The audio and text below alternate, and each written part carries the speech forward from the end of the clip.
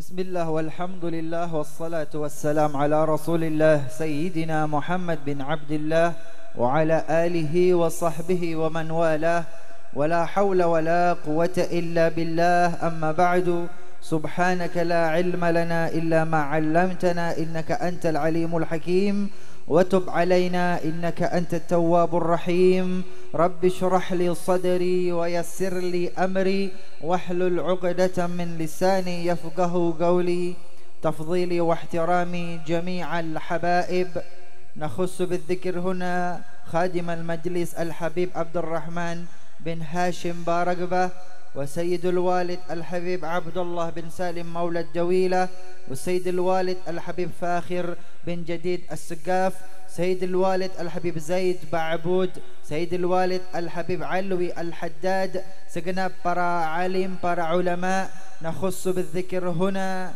الشيخ عبد القادر بن أحمد شاذلي وخادم المجلس قص رافع الحميد بن عبد الرحيم بن أحمد شاذلي ضيف الحلقة tamu kita yang nanti akan memberikan mau'izatul hasanah Syekh Tuan Guru Syekh Hamjan Wahdi Hamjad Nahwi. Beliau pengasuh mudir Pondok Pesantren Qamarul Huda Pringge, betul, Pringge Rate Lombok Tengah. Masya Allah, dari Lombok Tengah sampai ke Malang. Pringge Rate Lombok Tengah. Segenap para alim ulama, kemudian wabil khusus sahibul hajah, sahibul bait, Profesor Mujia Raharjo, Rektor Universitas Negeri Malang, segenap habaib, segenap alim ulama, masyayikh, tokoh masyarakat, tetua yang tidak kami sebutkan nama beliau satu persatu tanpa mengurangi ta'zim takrim kepada beliau.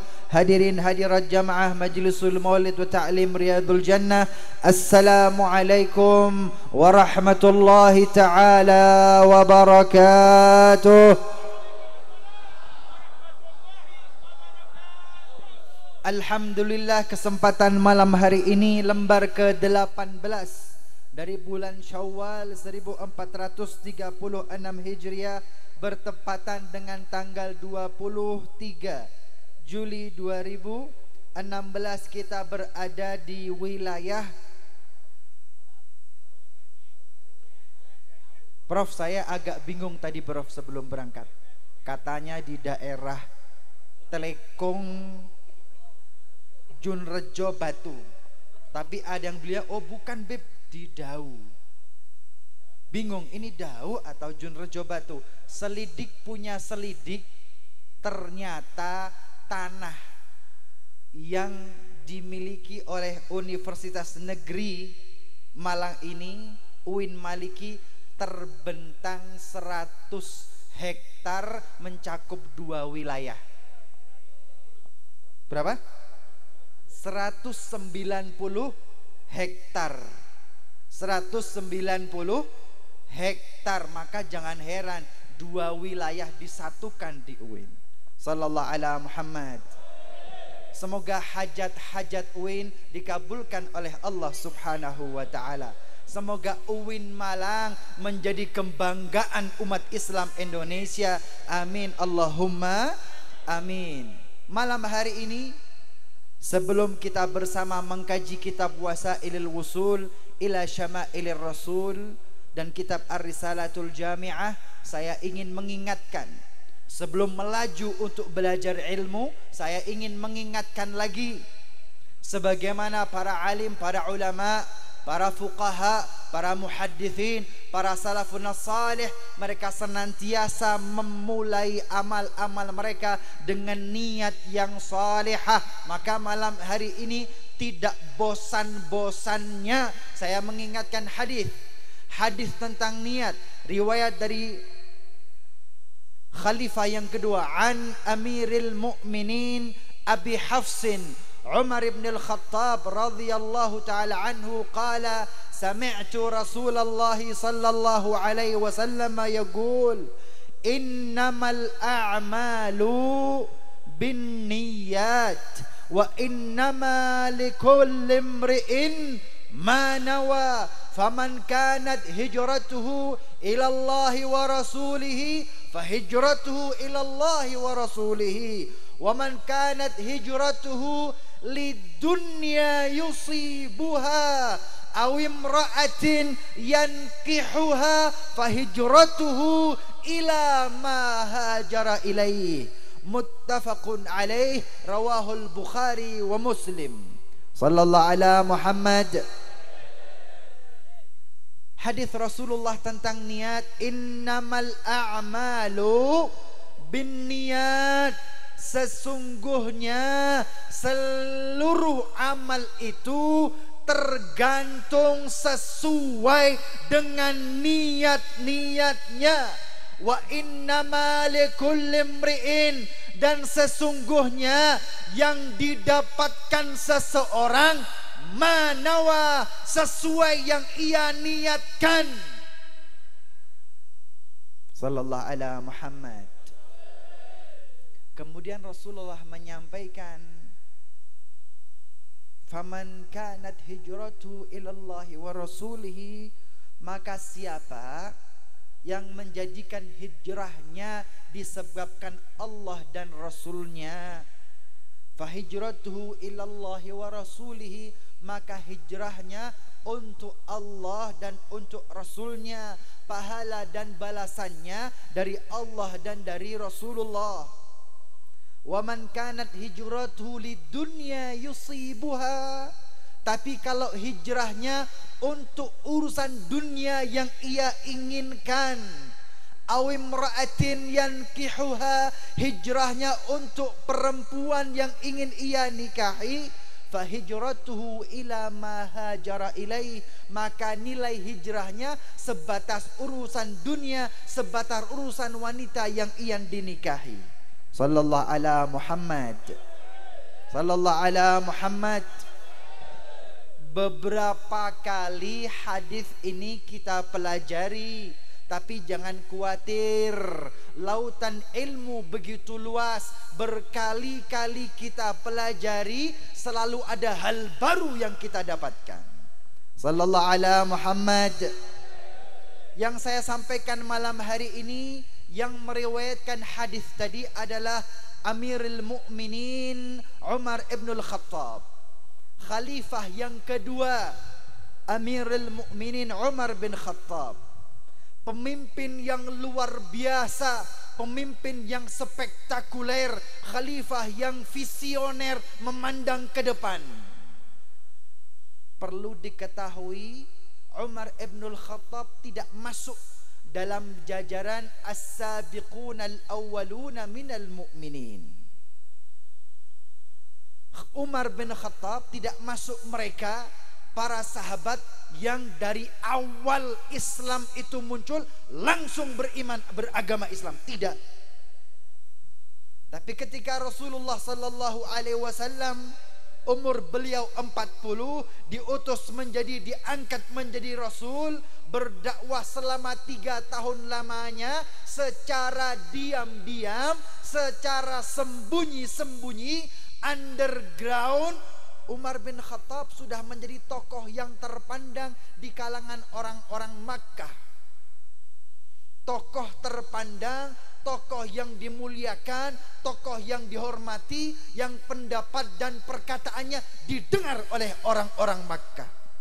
Umar bin Khattab tahu bahwa seorang pemuda bernama Muhammad melakukan dakwah dan kegiatan keagamaan selama 3 tahun, karena diam-diam, sembunyi-sembunyi. Orang Quraisy, orang Makkah tahu, tapi menganggapnya, oh, itu hanya komunitas pengajian saja. Komunitas pengajian tidak berbahaya secara politik. Tahun keempat, maka Rasulullah berdakwah secara terbuka, berdakwah secara terang-terangan, yang kemudian orang-orang Makkah takut. Pemuda yang bernama Muhammad ini akan menjadi pemimpin tunggal di Makkah. Maka posisi kedudukan politik, kedudukan sosial orang-orang Makkah akan terancam, maka mereka menolak kenabian Nabi Muhammad. Ternyata urusannya adalah kedudukan, urusannya adalah pangkat, bukan urusan agama. Nah, kemudian sebagian dari orang-orang Makkah beriman kepada Rasulullah, sebagian enggan beriman kepada Rasulullah. Sebagian mendukung Rasulullah, sebagian menolak dan memusuhi Rasulullah. Maka singkat kata, singkat cerita, terpecahlah orang-orang Makkah. Nah, Umar bin Khattab tokoh Makkah yang arif bijaksana, yang cerdas, yang hati nuraninya masih bersih. Ia tahu dengan perkembangan ini, tapi ia tidak ikut campur. Tidak pernah mencaci maki Muhammad, tidak pernah mencaci maki memusuhi Nabi Muhammad, tidak pernah. Kenapa? Karena merasa tidak berbahaya, tidak pernah mengganggu diri pribadi. Sampai pada tahun ke-7 setelah kenabian, tahun ke-7 setelah kenabian, Umar ibn al-Khattab ini merasa marah, merasa kesal. Kenapa? Makkah ini semakin tercabik-cabik. Penduduk Makkah semakin terpecah belah, sehingga secara politis, secara kekuatan militer menurun drastis dibanding dengan kota-kota, kabilah-kabilah di semenanjung Arabia. Umar bin Khattab cerdas dan bijaksana, maka ia tidak pernah melakukan seumpama menyiksa budak, menyiksa orang Islam, memusuhi orang Islam, tidak pernah. Tapi yang di benak beliau, penyebab perpecahan ini adalah Muhammad. Ya sudah, bereskan Muhammad, selesai urusan. Maka pagi itu Umar bin Khattab keluar dari rumah menghunus pedang, menuju ke rumah Nabi Muhammad, mencari Nabi Muhammad akan ia bunuh. Dalam perjalanan ia menghunus pedang dengan wajah merah padam, menahan amarah, bertemu dengan orang-orang Makkah. Wahai Umar, apa yang engkau lakukan? Kemana engkau akan pergi? Pagi-pagi sudah menghunus pedang dengan penuh amarah. Maka dijawab, aku akan membunuh Muhammad, penyebab kekacauan dan perpecahan di kota Makkah. Kemudian dikatakan, stop Umar, hentikan. Jangan engkau menyibukkan dirimu mengurusi Muhammad, mengurusi orang lain. Urusi keluargamu. Itu loh adikmu Fatimah bintil Khattab, adikmu sendiri, keluargamu sendiri beragama Islam, mendukung Islam. Urusi keluargamu, baru orang lain. Maka semakin marah Umar bin Khattab, semakin merah padam wajahnya, malu bukan kepalang. Bagaimana mungkin ia akan membunuh Muhammad, ngurusi orang lain, keluarganya sendiri masuk Islam. Maka berbalik arah ia menuju ke rumah adiknya Fatimah bintil Khattab. Saat itu Fatimah bintil Khattab sedang belajar Al-Quran bersama salah satu sahabat, dan juga ada istri dari Fatimah bintul Khattab, Amr bin siapa saya lupa, Amr kalau nggak salah ya, saya lupa. Ketika sedang membaca lantunan, membaca ayat suci Al-Quran, belajar Al-Quran, tiba-tiba Umar datang menghunus pedang, menggedor pintu keras-keras. Dilihat dari balik pintu Umar bin Khattab, wajahnya merah padam menghunus pedang. Yang di dalam rumah sembulat lari. Istri Fatimah lari sembunyi ke belakang. Sahabat yang sedang mengajari Al-Quran kabur lari ke belakang sembunyi. Masuklah Umar bin Khattab yang dari pintu mendengar lantunan ayat suci Al-Quran. Tapi lembaran Al-Quran sudah disembunyikan oleh Fatimah. Umar bertanya, apa tadi yang aku dengar? Ada lantunan-lantunan dari rumah. Apa yang kalian baca? Berkata, oh tidak ada apa-apa. Tidak ada apa-apa. Umar duduk, ketika duduk ia dapatkan bahwa lembaran tadi tersimpan di dekat tempat ia duduk. Diambil kemudian ia baca. Umar ibn al-Khattab membaca surat Taha. Taha ma anzalnal qur'ana 'alaika litashqa. Ma anzalna 'alaikal qur'ana litashqa illa tadhkiratan liman yakhsha. Membaca surat Taha, Umar yang merah padam karena marah, hatinya tersentuh, wajahnya yang merah padam berubah, matanya mengalirkan air mata. Sallallahu ala Muhammad, sallallahu ala Muhammad, sallallahu ala Muhammad. Kita baca Quran tidak pernah nangis. Kita hatam Al-Quran tapi hatinya kosong sama sekali, tidak tersentuh. Umar ibn al-Khattab membaca Al-Quran untuk pertama kali, menangis, tersentuh hatinya. Maka kemudian Umar berkata, di mana Muhammad?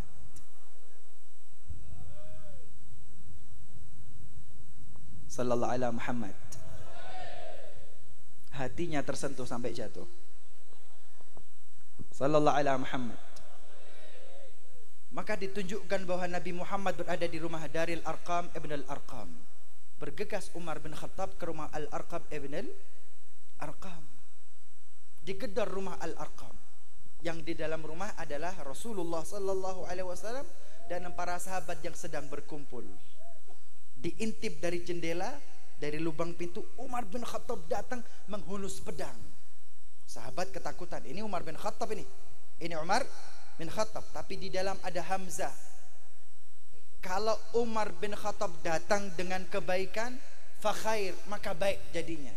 Tapi kalau datang dengan kebaikan, keburukan, naqtulu bisayfih, kata Hamzah. Kalau datang dengan cari gara-gara, kita bunuh dengan pedangnya sendiri. Hamzah paman Rasulullah sallallahu alaihi wasallam. Maka masuklah Umar bin Khattab menghadap Rasulullah sallallahu alaihi wasallam tanpa banyak kata dan mengatakan, asyhadu an la ilaha illallah wa asyhadu annaka Muhammad Rasulullah. Umar masuk Islam. Kemudian Umar berkata, ya Rasulullah, anahnu fil haq. Ya Rasulullah, bukankah kita ini dalam hak kebenaran? Rasulullah berkata, na'am, iya, kita berada dalam kebenaran, kita dalam hak. Tapi kenapa kak ma hadzul ya Rasulullah, kenapa kita harus sembunyi-sembunyi, solat sembunyi, majlis taklim sembunyi? Ya Rasulullah, ayo solat di Masjidil Haram. Maka pagi hari itu Rasulullah sallallahu alaihi wasallam dan para sahabat mereka keluar dari rumah Al-Arqam ibn al-Arqam, bergandengan tangan bersama-sama mengatakan, la ilaha illallah Muhammadun Rasulullah, la ilaha illallah Muhammadun Rasulullah, la ilaha illallah Muhammadun Rasulullah. Keluar dari rumah Al-Arqam ibn al-Arqam untuk salat di Masjidil Haram, di depan Ka'bah. Maka orang-orang Makkah, kufur Quraisy, Abu Jahal, Abu Lahab dan lain sebagainya, mereka kurang ajar, sudah berani unjuk gigi, berani keluar, ayo hancurkan mereka, pukuli mereka, siksa mereka. Ketika orang-orang Quraisy akan menghadang Rasulullah sallallahu alaihi wasallam, cari gara-gara kepada kaum muslimin, tapi dilihat di antara mereka, di antara barisan kaum muslimin ada Umar bin Khattab, ada Hamzah bin Abi Thalib. Mundur orang-orang Makkah, mundur Abu Jahal, mundur Abu Lahab. La kaifa nuwajihu ala man fihim Umar wa Hamzah. Waduh, tidak bisa, tidak mungkin kalah kita berhadapan dengan barisan yang di antara mereka ada Hamzah dan Umar bin Khattab. Sallallahu ala Muhammad, sallallahu ala Muhammad. Ini sedikit cerita tentang Umar bin Khattab radhiyallahu ta'ala anhu. Semoga di antara kita muncul Umar-Umar pada zaman ini, muncul di antara kita Hamzah-Hamzah di zaman ini yang mengharumkan umat Islam. Insya Allah hadis ini akan kita pelajari lebih dalam pertemuan yang akan datang. Wal afu minkum, wassalamu alaikum warahmatullahi ta'ala wabarakatuh.